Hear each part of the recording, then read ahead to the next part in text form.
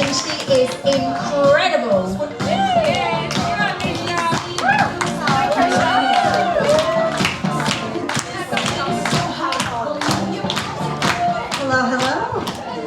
Hello.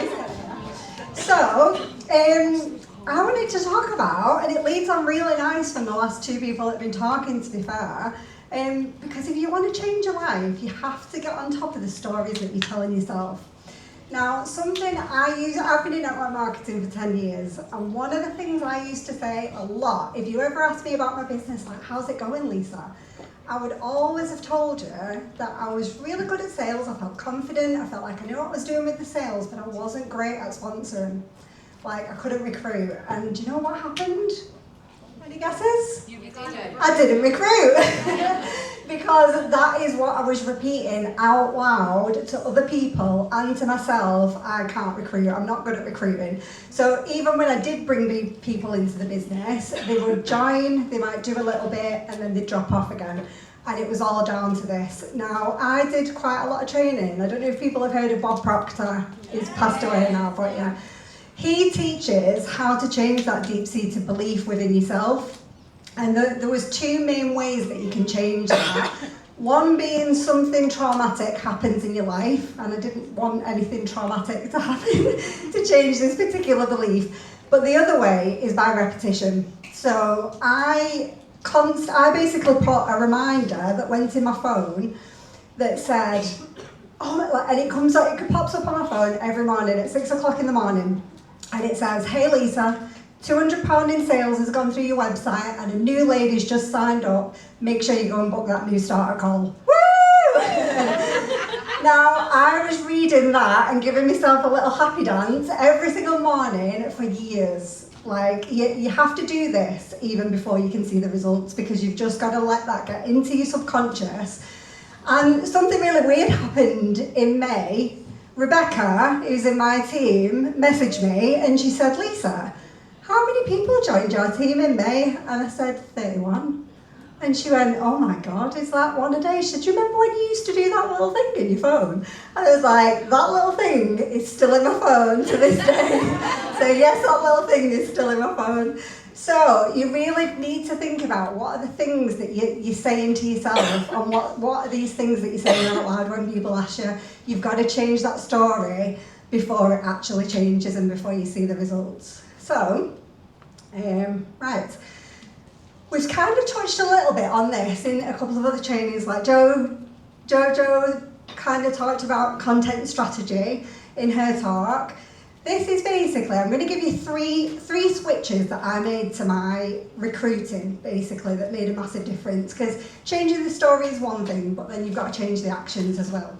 So one thing that I realised is basically people have got dominant personality traits. So if you've never seen this before, red personalities are people who love the goals, love the money, love the success, love the big cars and all the things that have been talked about before. They really thrive off that. That's really what drives them and gets them excited. Green personalities, like my friend Charlotte, she loves a spreadsheet. So green personalities really love details. So they love knowing exactly how something works. They would want to know like everything about the business. How does it actually work? What do you do on your social media? They would want to know the ins and outs of what you're actually posting, what you're messaging, all that kind of thing. Yellow personalities are your community. This personality trait is the one that likes helping people, community, loving people, making sure people are all right. They love anything that's getting together with friends. And your blue personalities, this personality trait just absolutely loves anything like events, meetups, holidays, trips. And what I realised is, what a lot of us do is we post our most dominant trait the most. So I realised that what I was doing is I was posting red content a lot. So when I was talking about the opportunity, I was constantly posting about how much money you can make, which meant I was missing out on all the people who want to find out what all these trips are about. They weren't seeing it because that's not what I was posting. They didn't know about how lovely the community is because I wasn't posting about it. They didn't know how it really worked because I wasn't giving them enough detail. I was just putting my content out for that personality type that matched me. So what I do now is I rotate that content. So every single day when I post about the opportunity, I just have that in mind and I rotate the colour personalities every day so that you're reaching a lot of different people every day. The second thing that I think was the biggest shift in my sponsoring is, and I think this is the one that I feel like a lot of people probably miss, and this again was a story I was telling myself, but it's qualifying your prospects. So put your hands up if you know what qualifying is. So half and half. Brilliant. So basically this is where if you ask someone, are they open to finding out some more information about how to make money online, what I was doing is sending them some information really quick, like sending them a link, sending them a video, sending something out. Now, anybody who does that, do you find that you get ghosted a lot? Yeah? Okay. Me too. Now, I first heard about qualifying quite a long time ago. I'd heard people speak about it on stage. I'd heard Fraser Brooks talk about it, and I thought it sounded weird.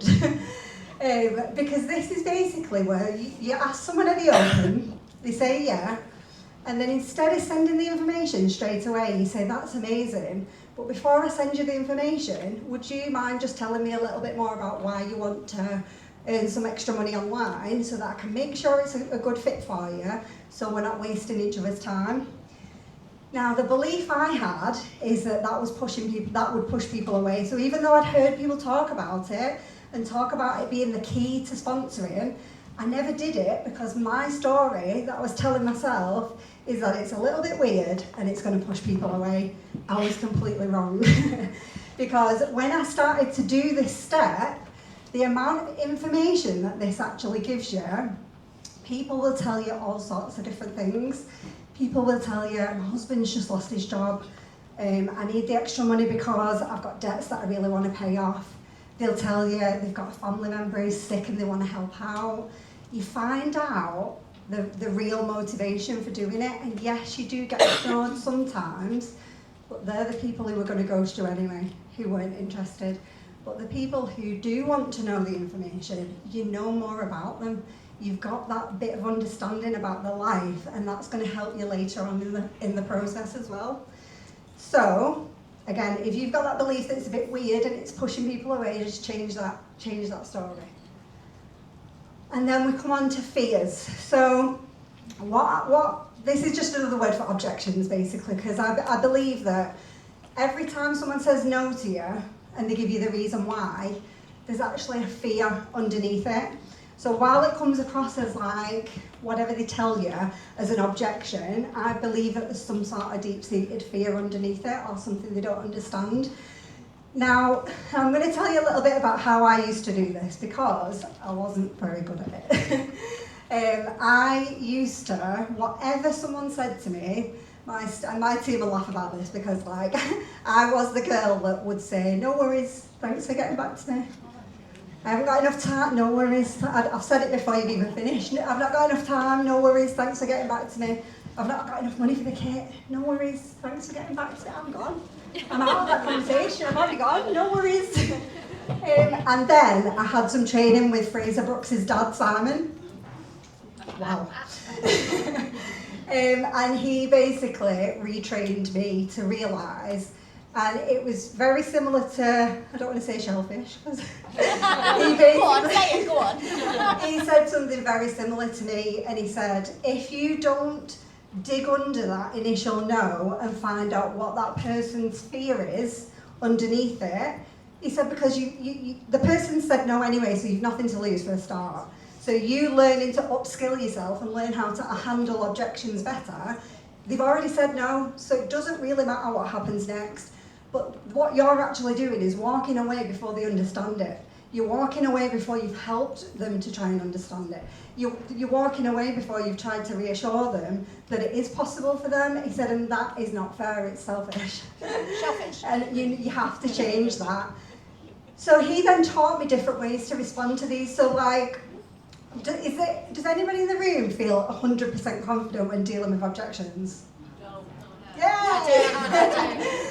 And that comes from practicing, doesn't it? It just comes from practice. So once I had that training with Simon, I started to practice these. The main ones, it's, you know, like everybody gets that, I've just not got time. You know, like Simon said to me with that one, there's only 2 ways to respond to that really. Just ask them, have you got half an hour a day? Now, I know we all know that it does creep up more than half an hour a day, but you can start with half an hour a day. The other thing is, just ask them, how long do you think it takes? How long were you thinking it takes? Because I work full time as well. The other common objection is, I haven't got money for the kit. Now, if someone tells me they've not got money for the starter kit, number one, I don't want them to feel embarrassed that they can't afford a £20 kit, but what that does tell me is they absolutely need this. They need this more than anybody else because they're telling me they genuinely can't afford a £20 starter kit. So they don't feel embarrassed by that, what I say to that is, do you know what, you're the third person who said that to me today. And what the other 2 people are doing is, they're saving up £5 a week for the next 3 weeks and they're joining on this date. Would that work for you? Because what that does, it takes that embarrassment away, it gives them a plan, and if it's just an excuse, you're going to find out. And if it's genuine, they're going to join on that date, because they don't feel alone. The other one is, I don't feel as confident as you, I don't feel like I'm confident enough to do what you do. That's something I get a lot. Did anybody else get that one? Yeah. Now, what usually comes out of that, I'll say to them, what is it you're worried about? Because nobody in my team was confident when they started. Is there something in particular that you're worried about? And it's usually lives. Can't do them videos that you do, Lisa. Like, absolutely not. And I'll usually put like a figure on that, and I'll say, do you know what? 80% of my team didn't want to do lives when they first got started.